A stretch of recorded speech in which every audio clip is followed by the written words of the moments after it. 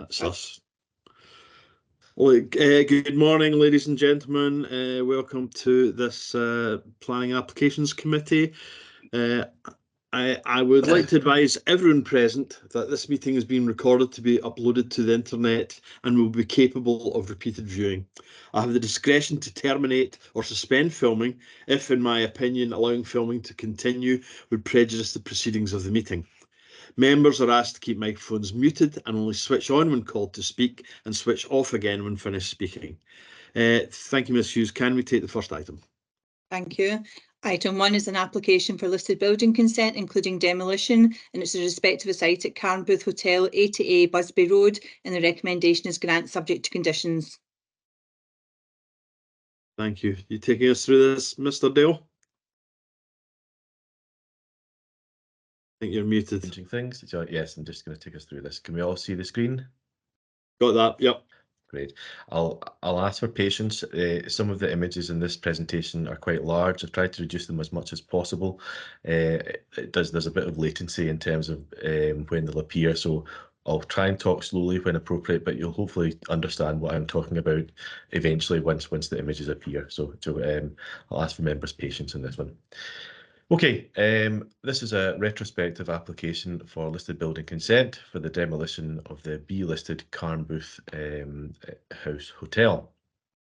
The site is situated in Greenbelt on the western flank of Kilmarnock, which you can see the edge of Kilmarnock here to the right of this image, hopefully, and it's also to the south of Castlemilk.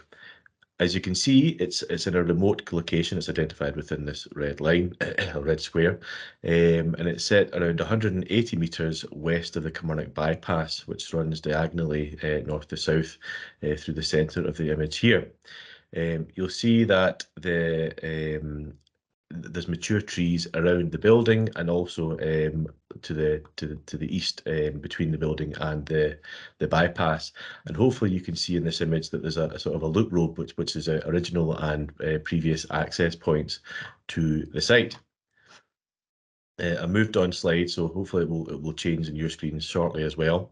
The slide that I'm showing you shows that the boundary of the actual application site a bit more accurately, with the access roads coming off the bypass incorporated, and you can see the hotel building set relatively centrally within its own extensive grounds.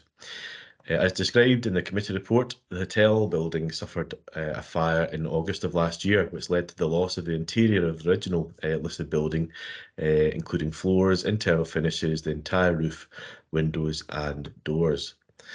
And hopefully appearing shortly is an image of the building that was taken before the fire. The building was vacant, and hopefully if you can see this image, you can see that there was Harris fencing on either side of the building, and this coincided with works taking place on the site at the time. The hotel had ceased operating in 2018 as a result of the applicants being unable to obtain a licence to run a marquee, which limited the hotel's ability to host events like weddings. The applicant subsequently applied for and was granted permission to erect an extension to the hotel for hosting events along with providing additional bedroom accommodation. The applicants advised that as a result of COVID, there was limited progress in implementing the consent, but work was started earlier last year on the project. This image that's hopefully appearing shortly shows the condition of the building more recently after the fire. I'll show some more images to illustrate the condition of the building from different angles shortly, but it's helpful to run through the chronology of events leading up to where we are now.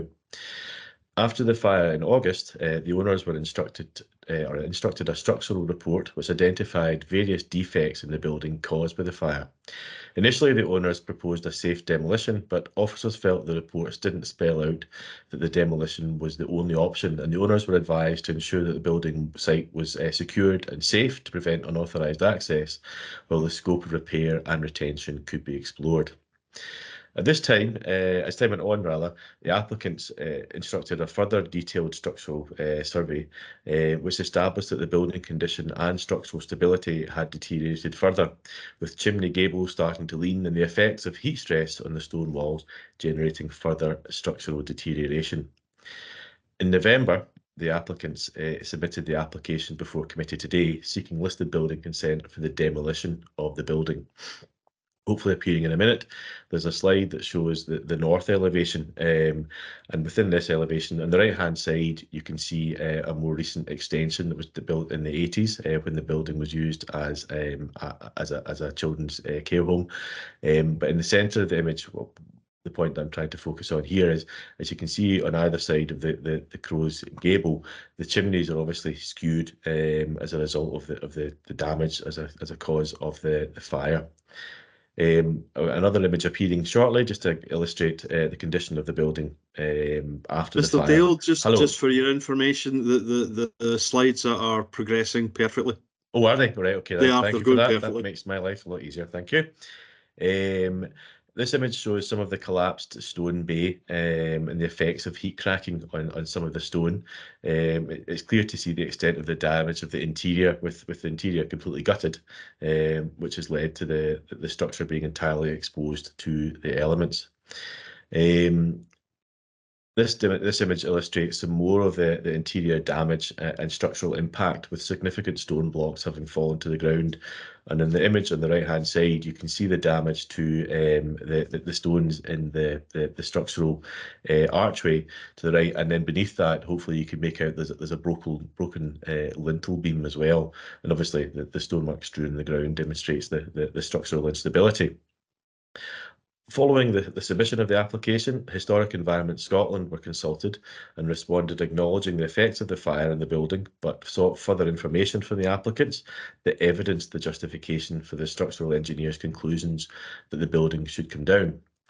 In parallel to the planning process, building standards officers continued to monitor the situation of the building, and they had originally instructed that the site be secured to prevent access from members of the public on the grounds of public safety, as this falls within their statutory remit.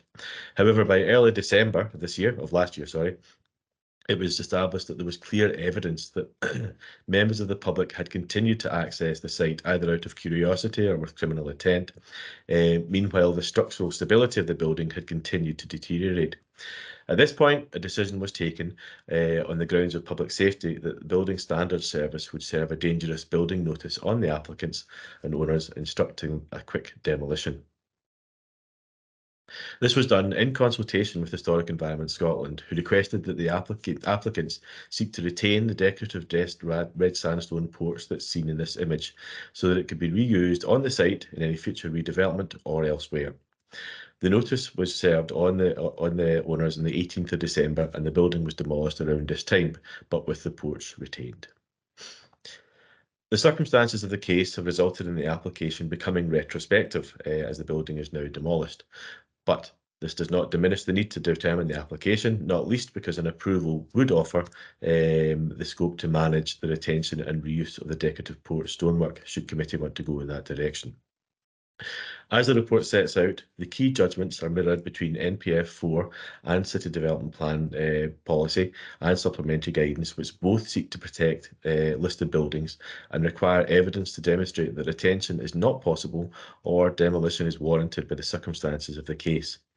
In this case, the proposal for retrospective consent for demolition is deemed to have been justified by demonstration that there were exceptional circumstances and that all reasonable efforts have been made to reuse or retain the original fabric of the listed building. On this basis, it's concluded that the application is consistent with the development plan. Nevertheless, it is important to take account of material considerations in determining the application, and there were 6 letters of objection submitted, as outlined in the report. These generally object to the principle of the loss of a listed building, but one from Paul Sweeney MP focused on the policy assessment and questions whether the assessment criteria in NPF 4 have actually been met by the applicant. Now, this is obviously was near the start of the application process.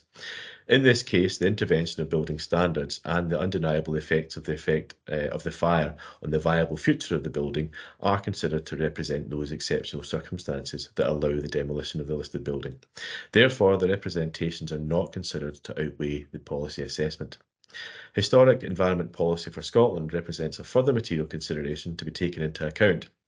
In considering the demolition of a listed building, the policy talks about whether a building is capable of meaningful repair and describes scenarios where this is not the case. It includes circumstances such as where the building has inherent design failures or where structural failures are so significant that no original material can be saved, or where structural damage is so significant it cannot be repaired without complete reconstruction. In this case, it was established that the structure was clearly substantially damaged and thereby not capable of meaningful repair. Taking all these factors into account, it's concluded that permission should be granted, subject to any conditions. Members will note that the recommendation has been made subject to a safeguarding condition to control the future of the porch materials, and it's understood that the applicant is happy to comply with this and has made arrangements for storing the material in a facility they own near the site.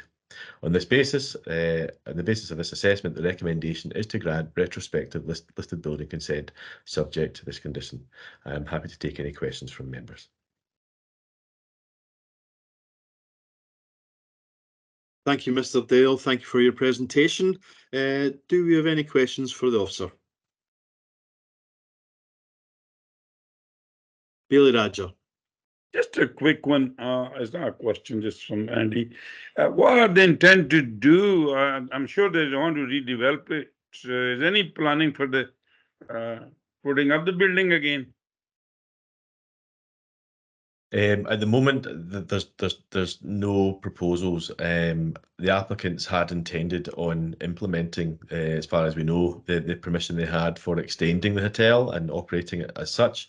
We've not seen had any dialogue about what they would intend to do with the site. I think naturally the focus has been on the building and having to go through whatever procedures they've had to go through, either in terms of retention or looking at the unfortunate outcome that we've arrived at in terms of the building. So the future of the site isn't really under consideration for this particular application, but I'm sure that whatever does come in will have to go through the relevant and appropriate policy process. Thanks, Andy. Thank you. Councillor Wardrop.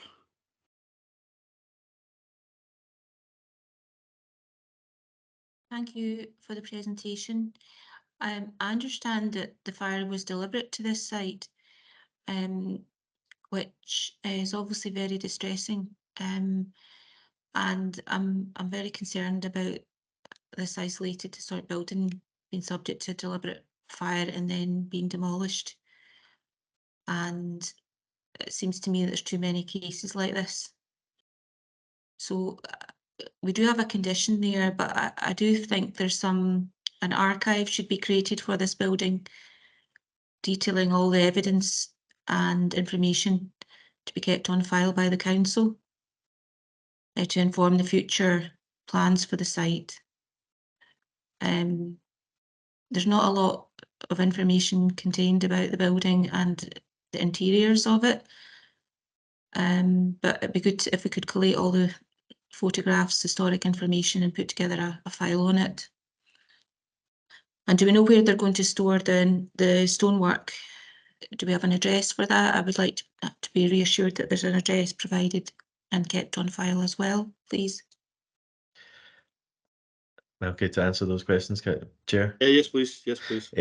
Yeah, basically, as part of the historic environment policy, there's instructions around these scenarios where a demolition is looking inevitable, and there's an opportunity for Historic Environment Scotland to undertake recording of the site, and that's something that did take place beforehand. So there was a historic environment officer who visited the site to take photographs and record what was retained of the building. I suspect the applicants have also got records of the interior as well, and I think that they're continuing to have dialogue with Historic Environment Scotland. So it's ultimately Historic Environment Scotland who will be taking control over the recording of information, and we do have more historic information that's recorded over the course of the last 20 years, because applications have been submitted relating to the use of the building, including those extensions. In terms of the porch itself, I think the case officer can confirm the specific address, but there is an address within an industrial estate nearby that the owners own that they'll be able to locate the porch. However, the point of the safeguarding condition is that it will clarify, it will give us the opportunity to legally clarify that location and give us the control to make sure that we've got the location of it and the future intentions of how that will be reused as well. Okay, thank you for that. Thank you. I see no further hands. Mr. Dale, can I then just ask?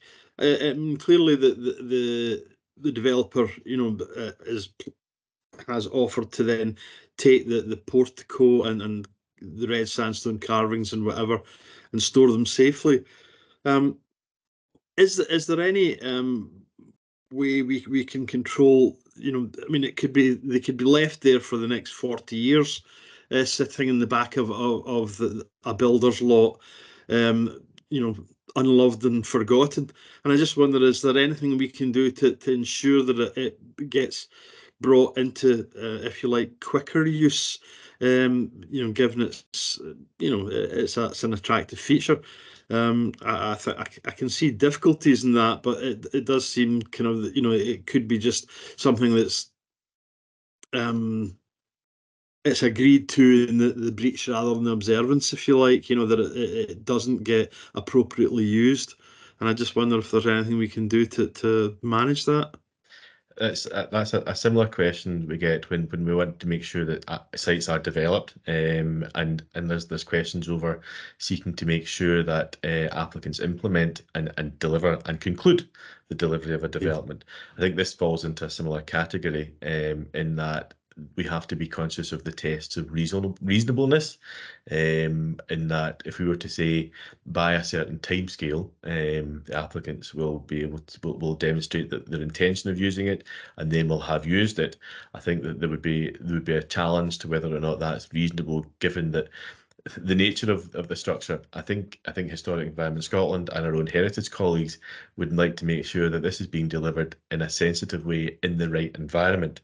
And I think that the applicants may argue that whatever development does take place, I mean, it could take several years for something to happen in this site. We know that development finance isn't the easiest world, and the context of the site is controlled by the fact that it's within the green belt, and there is obviously the listed building legacy. So I don't know that a redevelopment of the site might be as straightforward as it could be. So I think what I'm saying altogether is that there's a lot of factors that make trying to accelerate the delivery or ensure that the delivery of the port's structure within a new development may well be challengeable, and I think might be difficult to justify and difficult to satisfy the tests of reasonableness. So my guidance would be that I think that the condition that controls how it's delivered, how it's stored, and that it is delivered at some future stage is probably as far as we can go without being at risk of challenge. So just to follow up with that, Mr. Dale, so what's suggested, here in the suggested condition is that it's, it would be used in future use, and the plans for its future use would be submitted. However, that doesn't detail that it would be actually used at this particular site.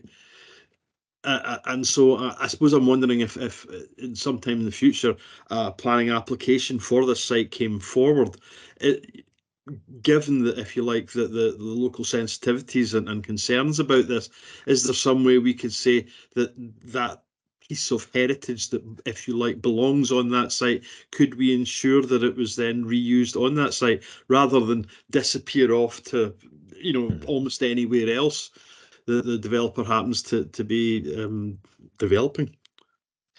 Okay, I think we could reframe the wording that the first priority is ensuring that any development on the site incorporates the porch. I think the risk is that should that not happen for 20 years, then the porch is retained and doesn't get implemented at all. So that probably captures the response from Historic Environment Scotland. They weren't adamant at all that the site that the porch is reused on this site. It was they were keen that it was reused, and it would be nice if it was on this site, but it was more important that it was reused. So I think it's balancing that heritage context. I think your point is very valid about the fact that it's been on the site for over 100 years. It would be nice for it to be retained there.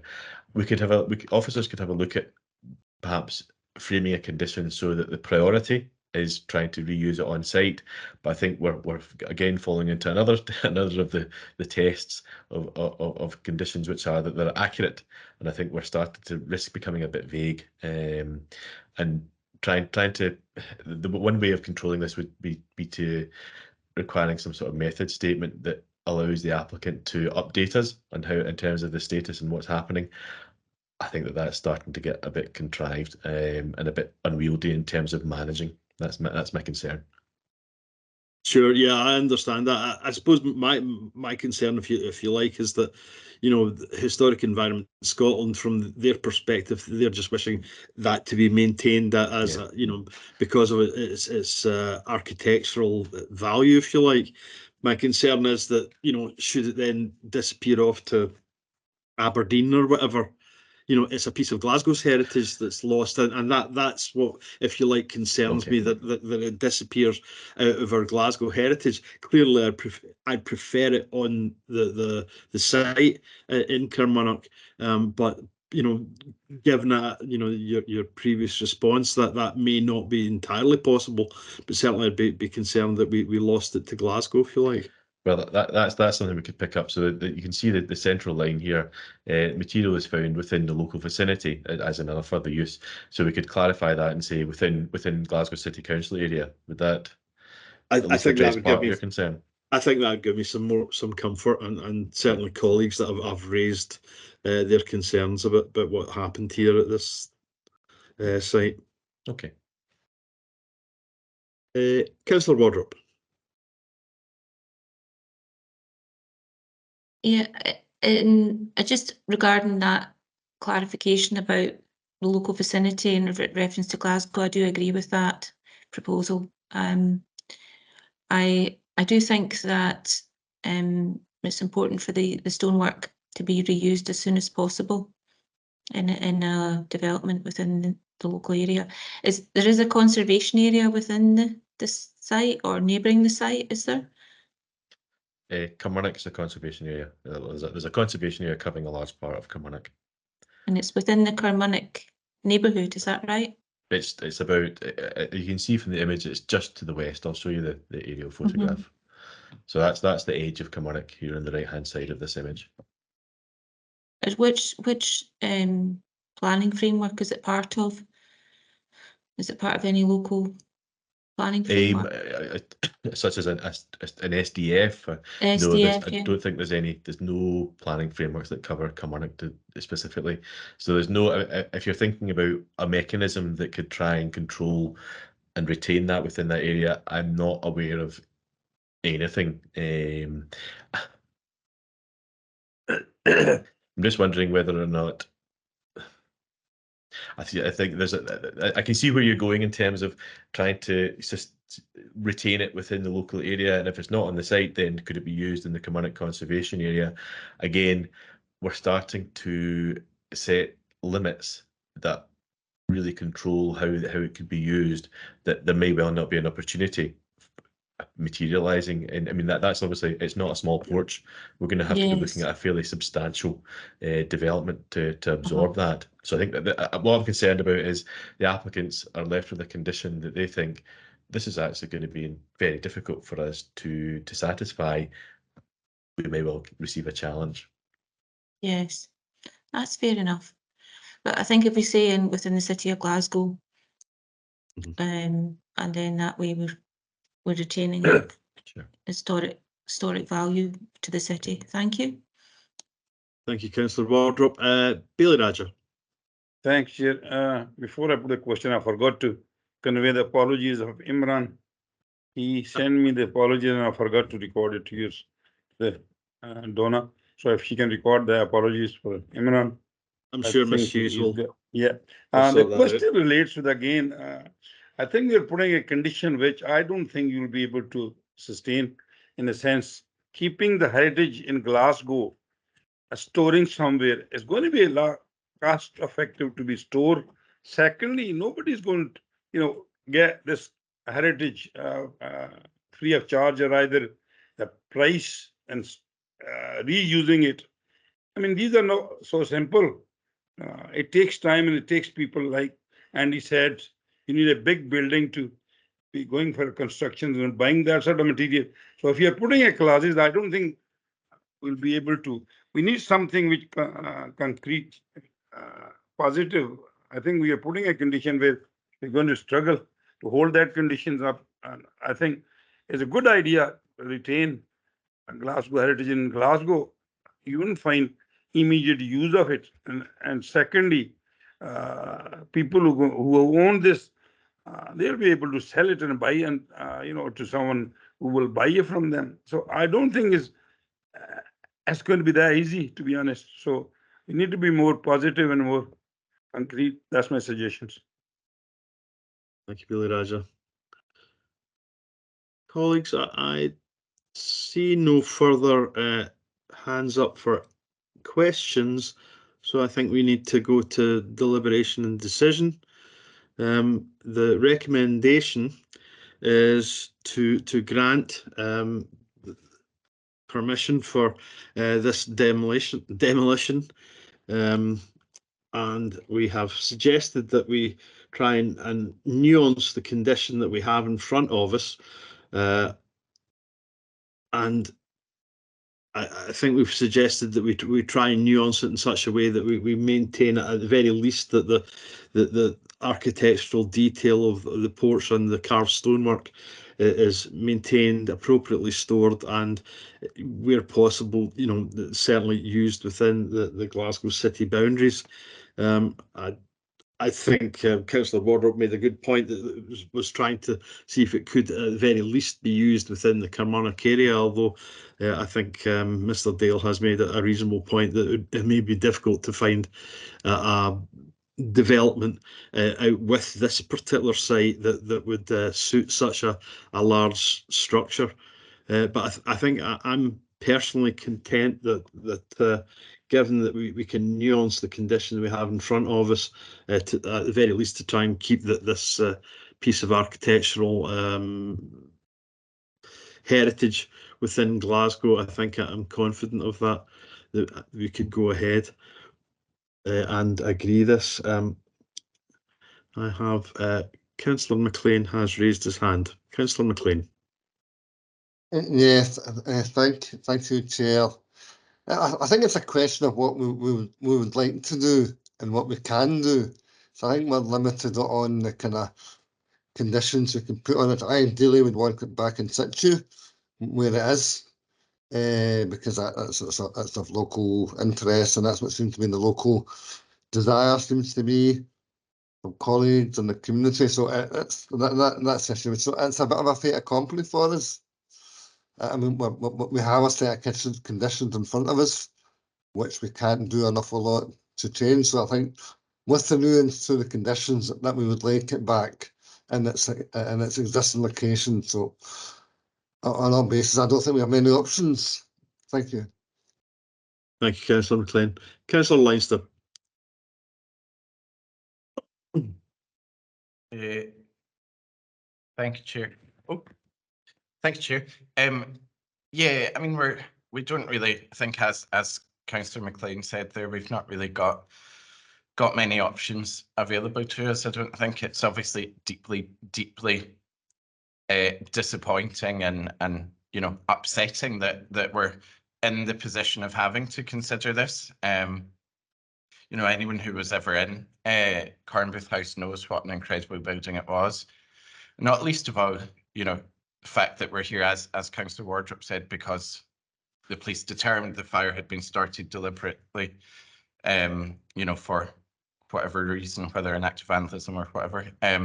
So it's obviously very, very disappointing that it's something that we have to consider. But yeah, I think the condition that the part of specific kind of heritage values retained within the city is reasonable, and I think Mr. Dale's points about trying to be too prescriptive about what then happens with it seems sensible.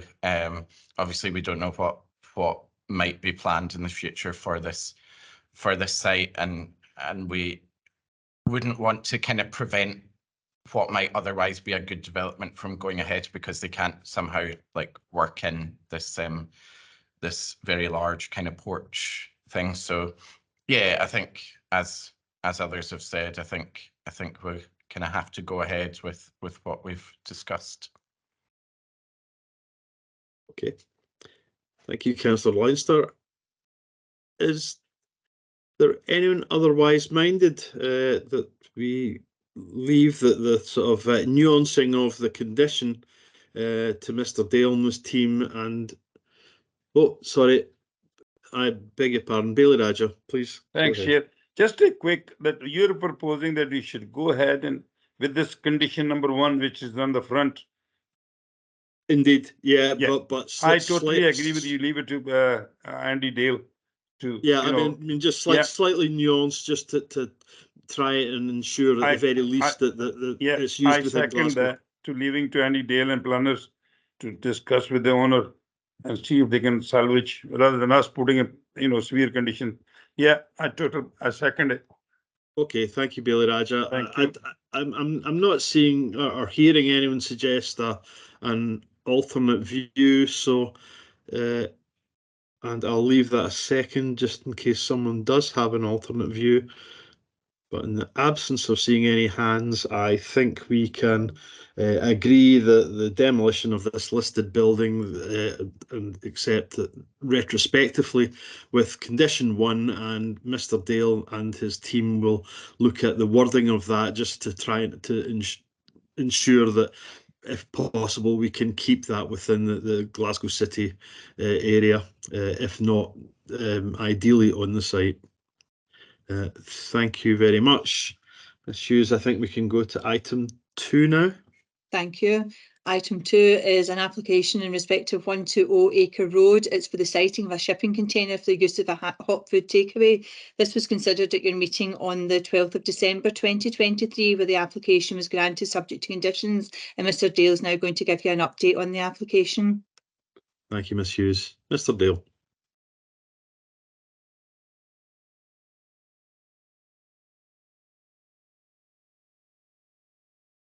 You're on mute, Mr. Dale. Apologies, yes, I was talking away and realised I was on mute. Can I just check that you can see the screen? Yeah. The image? Yeah, we can see it, Andy. Great, thank you. Okay, just before I commence in explaining the details that's been set out in the briefing note, just for the minute, I just want to acknowledge that we've sought to ensure that as many of the original 12 members of the committee involved in this decision back on the 12th of December have been available today, and that no members who were not involved in that original decision will be taking part in deliberations today. So I just wanted to acknowledge and say thank you to the members who have turned up. We've not quite achieved the full 12, but I think that we've certainly got the vast majority of those members who were in attendance on the 12th of December, so I think it's legitimate to proceed.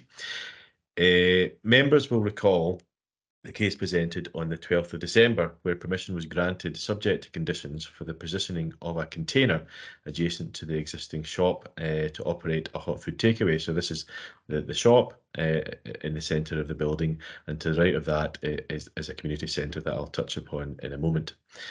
As outlined in the committee briefing report, information has come to light since the committee meeting and the issuing of the consent relating to representations submitted on the application. Specifically, these representations were objections, one of which came from Maryhill and Summerston Community Council and the other from the Acre Tenants and Residents Association.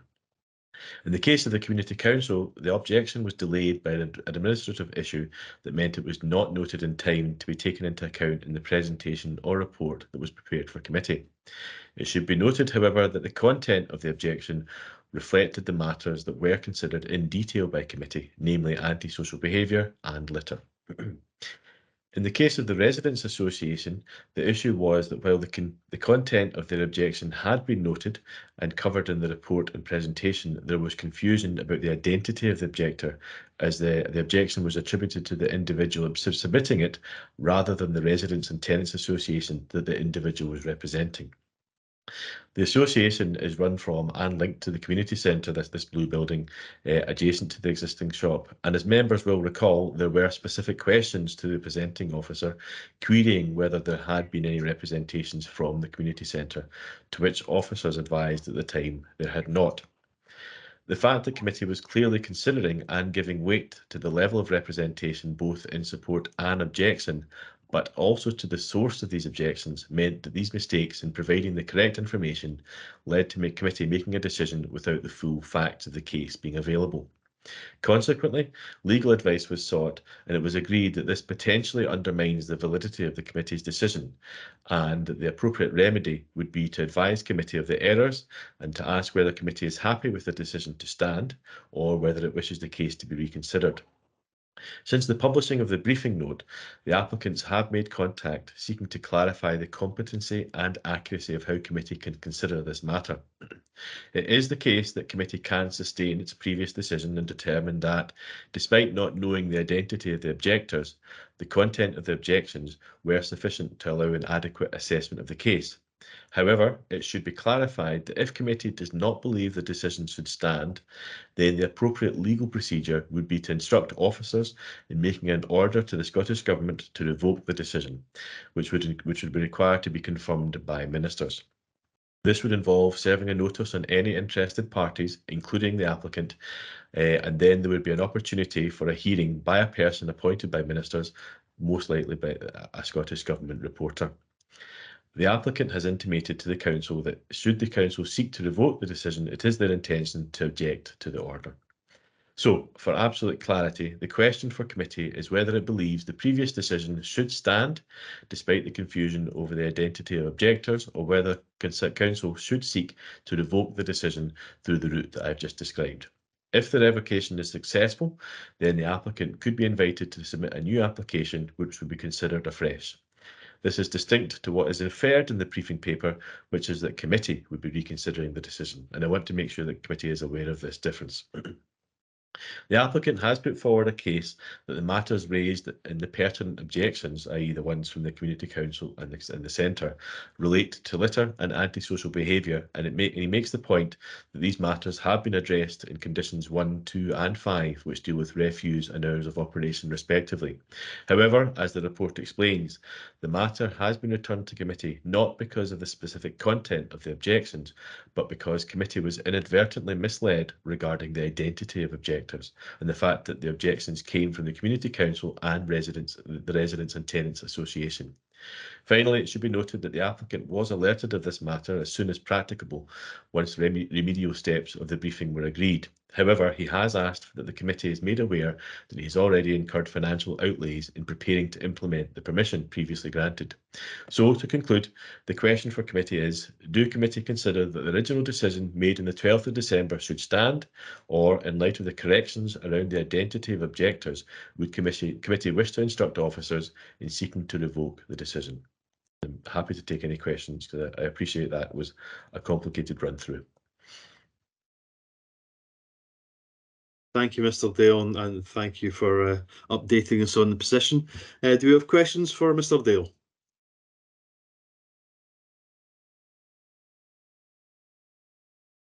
I think you've stunned the committee into silence. Councillor Wardrop.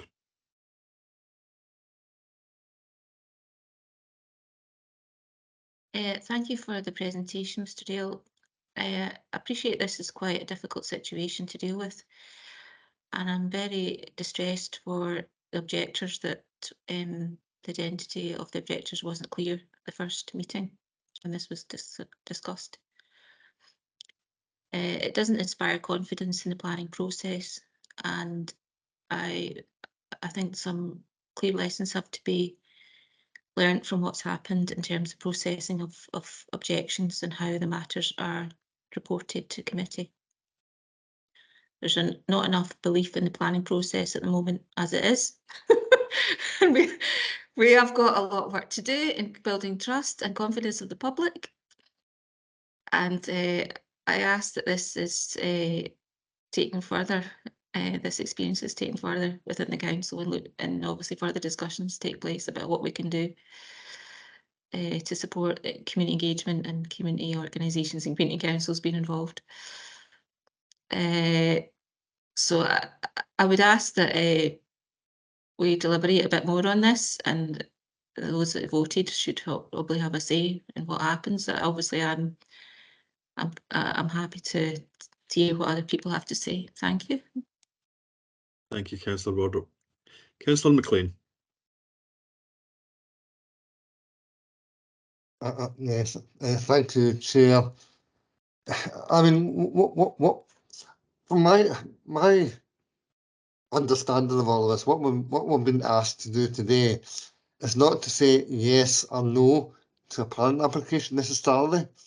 We've been asked to give you the instruction to go ahead and start a new process of revoking this. So we're not saying today the decline to give consent, and that's kind of it.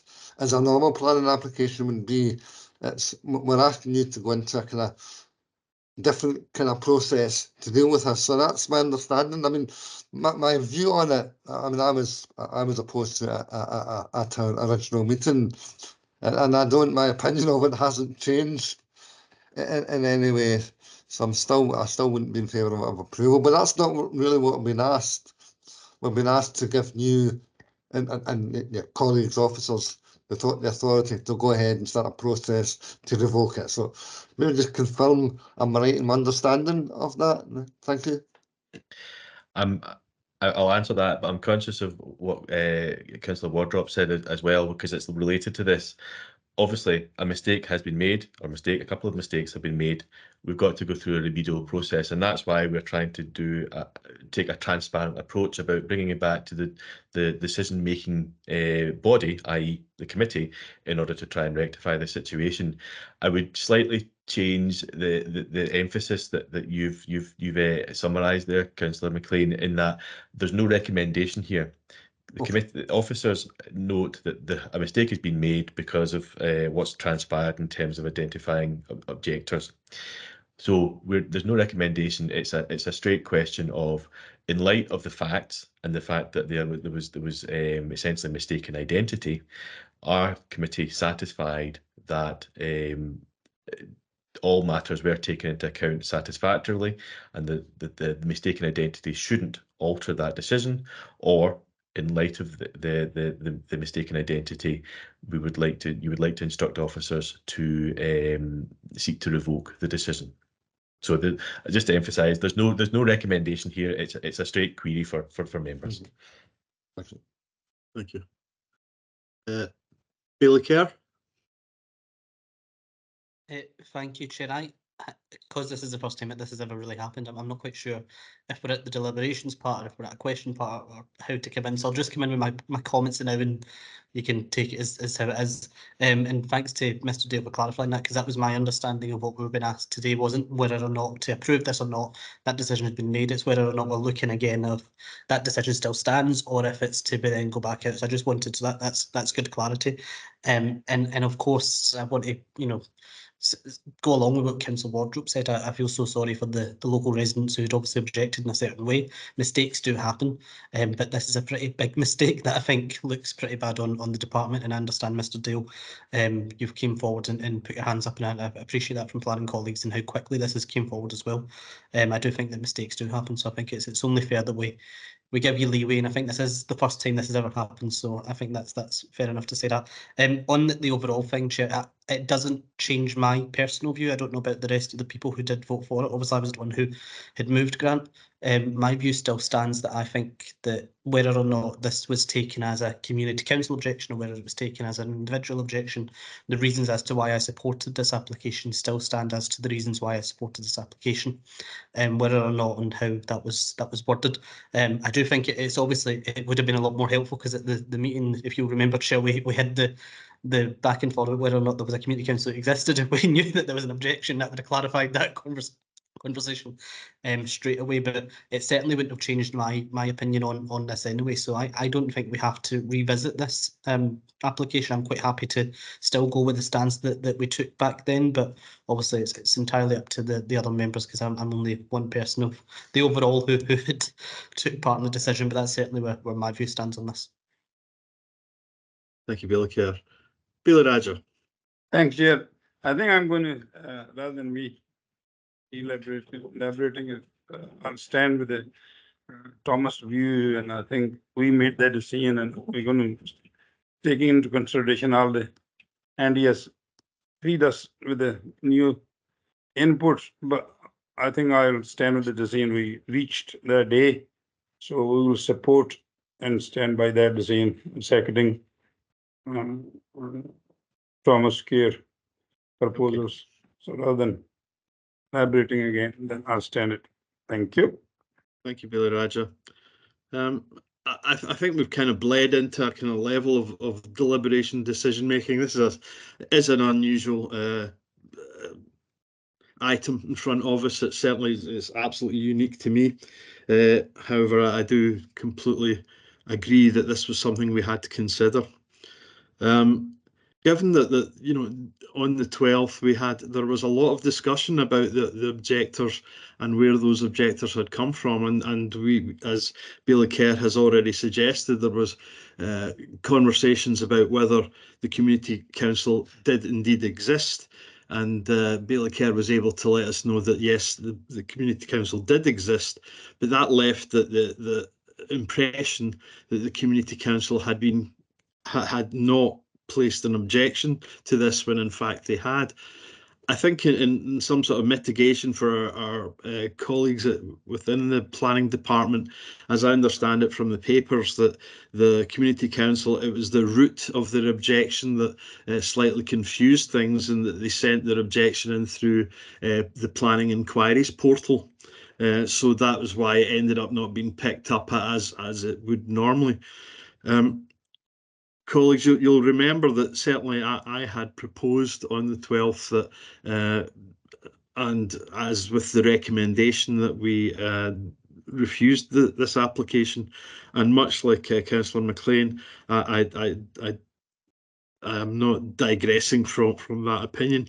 And in fact, the fact that we now know that we have objections from the residents committee that used the small community hall that we can see in the picture here, and that the community council also placed an objection, only strengthens my opinion that this is something that we should certainly send to ministers with the recommendation that it's revoked.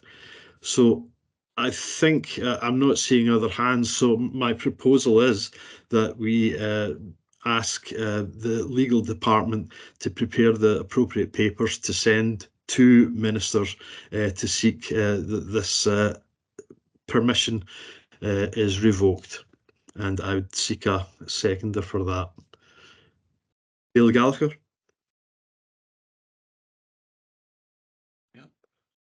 Thanks, Chair. You may recall that I did ask whether or not the Community Council had been consulted, and I at the time would have given weight to the fact that several people, not just one person, had objected. So I second the motion that this should be returned to Scottish ministers for review. Thank you, Baillie Gallagher. Councillor McLean. Yeah, I was going to second your motion, Councillor Andrew. I mean, I think given that we know we have made an error, I think irrespective of the merits either way of the application, we have to be seen to be doing all we can to give the community voice. I think that's the issue here. If we're not allowing to go to a further process, then we're sorry, communities, we made a mistake. That's it. I think we've got to be seen to be doing above and beyond what's required from us on this occasion. So, yes, okay, the motion's been seconded, but I would have also, so thank you. Thank you, Councillor McLean. Baillie Raja. Yeah, if you're going for the motion to move this to revoke, I think we need to have those 12 members. I don't know which 12 there were there. It'll be unfair that, you know, the decision was reached on a vote casting. Well, I don't know, you were chairing the meeting or somebody else was chairing it, but we need to be careful when you're reaching to the decision, revoking this decision, because it's one off. And I think if you're going to take this into consideration, going for a vote, in those people, I mean, there are other two, I don't know how many are missing today. Andy will know the figures. So how many out of 12 are in today to read this decision? On you go, Mr. Dale. I think that the two that are missing are Bailey Scanlon and Councillor Burke. I think with the other is there 10 members, Maureen? What about So we Imran? also have Councillor Alam. So we have 3 members sorry, yes. missing from the 12. Right. Hansla Malik was no. No. No. No. No, So we've 3 are checked missing. and double checked. 3 are missing. Yeah. So 9 are in today. So out of 12, 3s are missing. So keep that in mind as well. And I think this will be unjust. We got 3 members who are reaching this scene. I think it went to the vote, if I remember. It did, Yes. Billy Raja. It Yeah. did. Or was it 12 to, if I remember, 12 to 4. 8 to 4, sorry. 8 to 4. 8 to 4, yeah.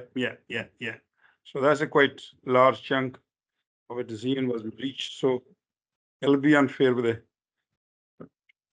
That's my opinion. Thank you. I think Thomas wants to come in as well. I see that. Bailey Kerr. Thank you, Chair. I kind of agree with Bailey Raja on this. I think that considering some members who had taken part aren't here, and obviously that's unfortunate that they can't make it at this particular meeting that's taking place, and we have went ahead obviously as is and within our rights as a committee to do so. I reiterate, it still doesn't quite change my mind, but I can completely understand where yourself and particularly Bailey Gallagher, who I think is a key part of this, because if we were going to go to Scottish ministers and say, I think it can look as if the people who were against it are the ones who are doing it. Bailey Gallagher's obviously expressed her view, which was one way and now another way. I think that gives us that nuance. But my personal view on this still remains that whether or not this was a community objection, a local resident objection, the reasons for the objection still, to me, wouldn't merit this being overturned if this was to come back. And my view still stands that I don't think that we would have to take that action at the moment. I'm very well aware that by us granting something, whoever the business owner is will have had to incur some costs to getting this all prepared. They will have obviously assumed that this committee has granted an application and they went ahead on that aspect. Because our planning department had made a mistake, I don't think it's right that we overturn and relook at this whole entire thing. So my view still is that we shouldn't do this, but I completely understand, Chair, as to why yourself and Bailey Gallagher and other members have a different opinion on this. So I'm not trying to insinuate that there's one way or another. I completely understand where other members feel on this, but my personal view is that I don't think it would change my opinion on this, and that I would still prefer that we stick to the decision that was already made. And I'm happy to move that if it has to go to a vote or whatever way. I don't know how this works with Mr. Dale and Miss Hughes's mercy here, because obviously this is the first time this has ever happened. But that's my personal view, is that it still wouldn't change my personal opinion, because I still think that the business owner will have incurred a cost in coming forward. If I remember from the previous one, they had brought in an application before. They had changed the application, so they'll have incurred the cost coming in as twice to planning, then to try and bring it forward. I think that that's a lot of money for a small business. So my personal view is that because our planning department made a mistake, we shouldn't overturn this and put in more costs to a particular small business, particularly through what is very difficult economic times as it is for most businesses. So my personal view is that we shouldn't look at this again, and I'm happy to move that if that's the case. But as I said, Chair, I completely understand where yourself and other members are coming from as well. Thank you, Bailey Kerr. See, Miss Hughes, you're going to help us here. Just through you, Chair.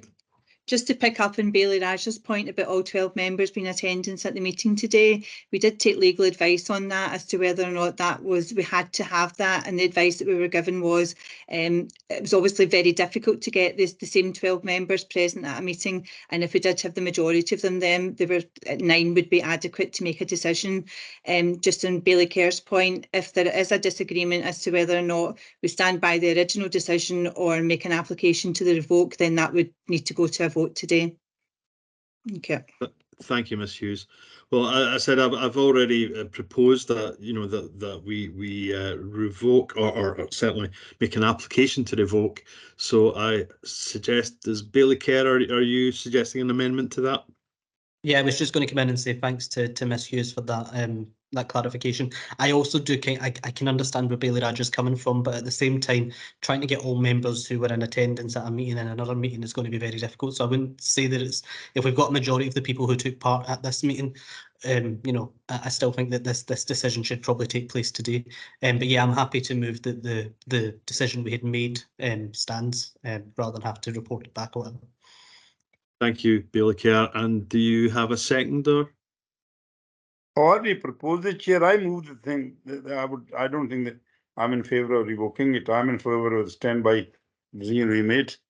So Yeah, So I'm seconding yes, of course. I'm not as precious as Bailey Raja. He can propose if he wants to, and I'm happy to second. I don't need that. I wouldn't. That's absolutely fine. Thank you, gentlemen. That was you're both being so most gracious. Ms. Hughes, I believe we have a division. Okay, thank you. We'll move to the vote now. So we have a motion by Councillor Andrew, seconded by Bailey Gallagher, is that the council make a request to revoke the decision that was made on the 12th of December. We have an amendment by Bailey Kerr, seconded by Bailey Raja, that the original decision made on the 12th of December stands to grant the application subject to conditions. So I'll now read the roll call. If members could please indicate if they wish to vote for the motion or the amendment, please. Councillor Andrew. For the motion. Councillor Alam's not here. Councillor Blench. Motion, please. Councillor Bollinger's not here. Councillor Burt's not here. Bailey Gallagher. The motion, please. Councillor Iclack. Motion, please. Bailey Kerr. The amendment, please. Councillor Leinster. Motion, please. Councillor McLean. Motion. Bailey Raja. Amendment. Bailey Scanlon's not here. So Councillor Wardrope. Motion. So we have 7 votes for the motion and 2 for the amendment. So the motion is carried. Lovely. Thank you very much. Thank you very much, colleagues. That was difficult and rather unique. So thank you all for your making yourself available to hear this particular case, and we will hear the outcome, no doubt, in due course. And that is us finished for today. Mr. Dale, do you wish to just... I just wanted to confirm, thank you members for navigating through that. It was complicated, and apologies to the community council and the applicant who've all been disadvantaged by this exercise. We'll now proceed, we'll engage with legal services to proceed a revocation towards the Scottish ministers. It's an unusual exercise, so we'll have to work through what's involved in that, but appreciate everyone's efforts today. Thank you. Thank you, Mr. Dale, and thank you, colleagues, and take the best of the day to yourselves. Thank you very much. Thank you. Thank And you. just a quick word before you run away. Andy Dale. Yep, hello. Yeah, just a quick word before you leave.